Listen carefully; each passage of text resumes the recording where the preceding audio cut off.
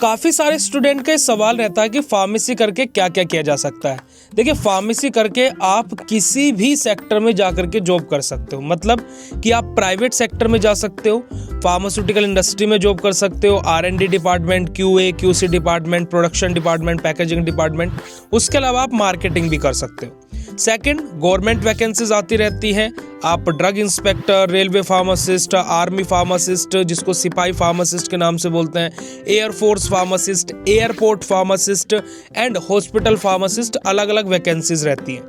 उसके अलावा आप लोग हायर स्टडीज कर सकते हो।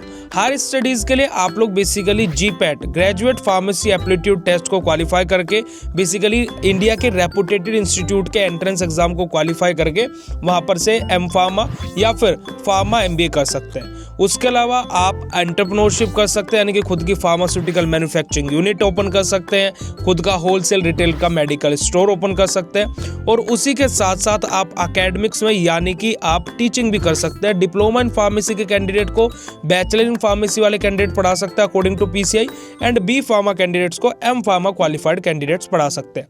तो बेसिकली फार्मा सेक्टर में स्कोप हर एक फील्ड में है, private, government, entrepreneurship, higher studies, teaching, academics, हर जगह।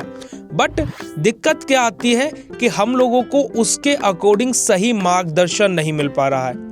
बेसिकली B.Pharma करके जॉब क्राइटेरिया इतना ज्यादा घटता क्यों जा रहा है?